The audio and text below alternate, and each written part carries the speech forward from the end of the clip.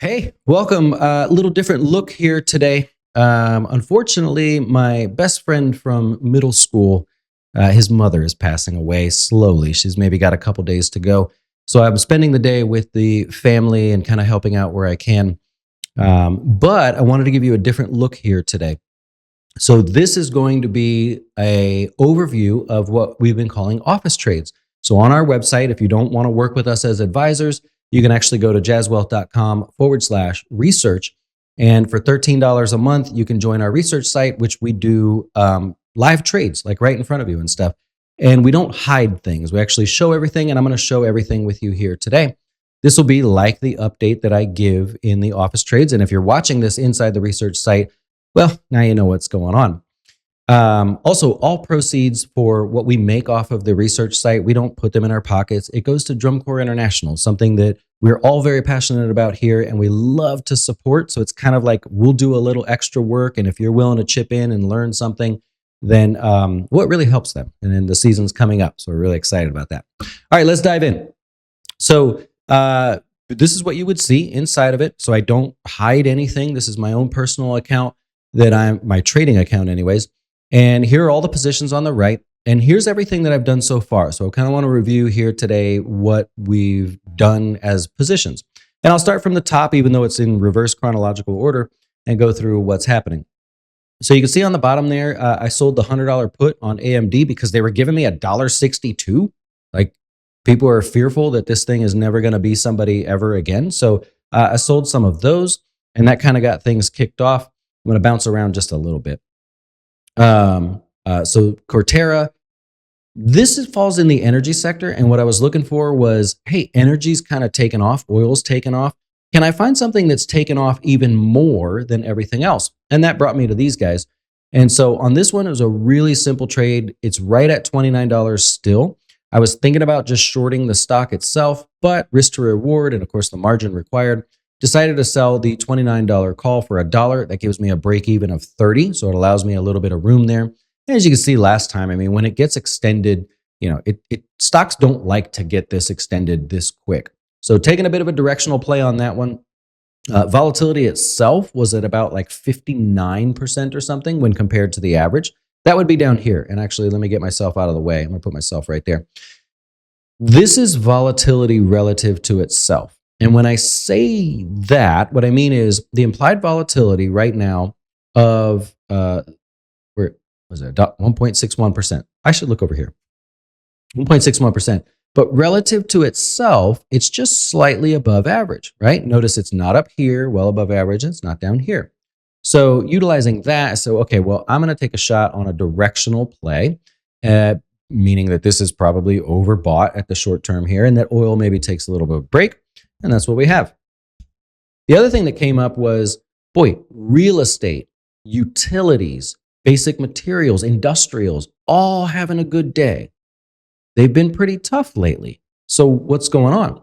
The belief out there right now is that interest rates are done going higher in the short term and will likely take a break or go sideways in the short term, or maybe even fall. I mean, if you're buying a house, I hope they fall for you.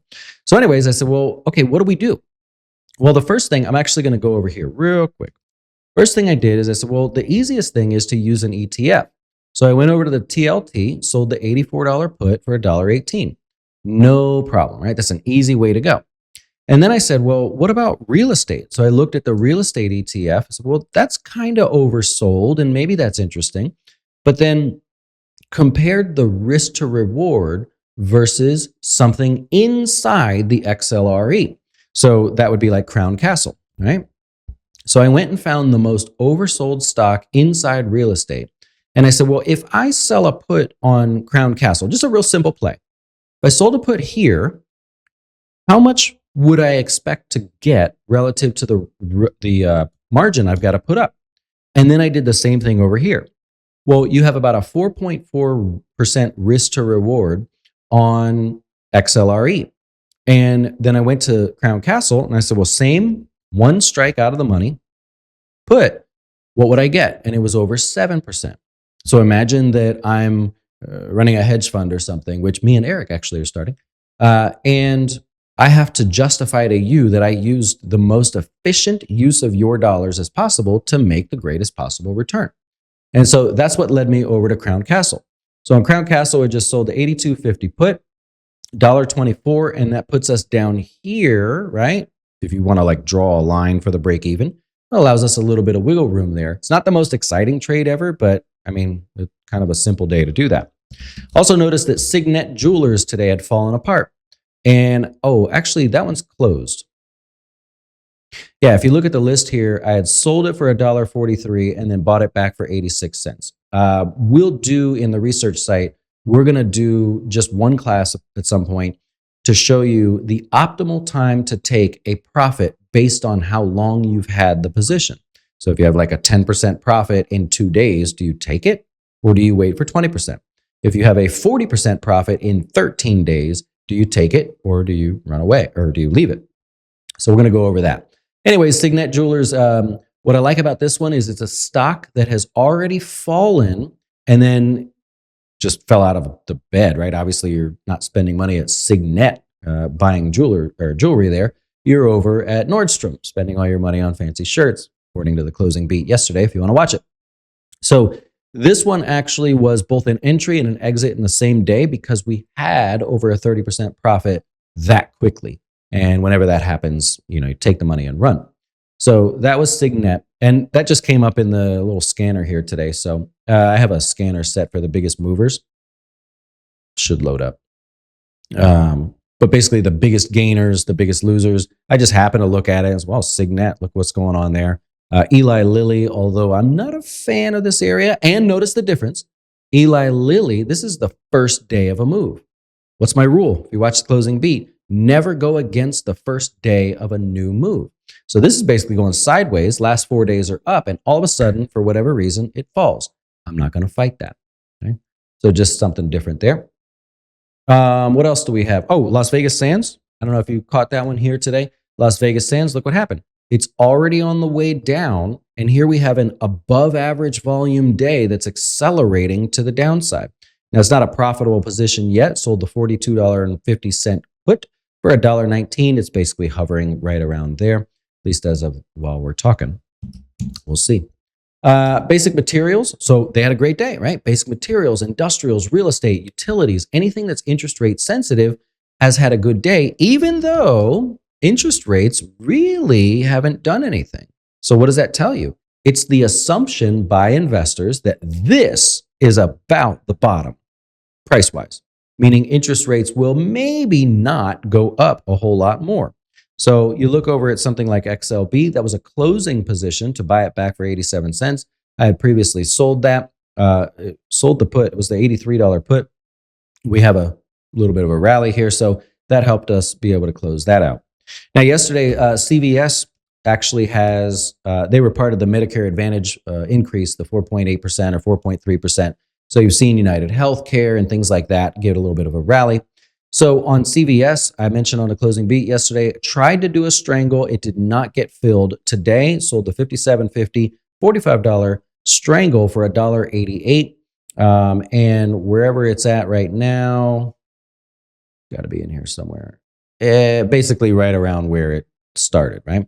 So we got $57.50 up here, close to the 200-day moving average, $45 with the $2, basically the $2 credit that we got, puts us towards this low where people seem to be interested in the stock. My assumption is that this is likely going to challenge more the $57.50 instead of challenging the 45, but who knows? We'll see what happens there. So that was a little different type of play, so it's not all just puts and calls and boring stuff. And then Carvana, this is a closing trade. So Carvana, I had a handful of different puts on this. So Carvana had fallen apart. There was a research report that said they're fudging the numbers a little bit. That doesn't tend to scare me. These are normal noises that you hear throughout the market.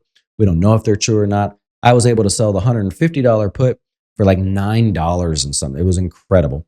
Bought it back today for $4.06, so about a 50%, a little over a 50% profit. And I believe that is it for Carvana. I don't think there's any more there. I had like the 150 and the 160 and the 155, something like that. So all of that is closed out. A little bit more of an active day, but that's because what happened?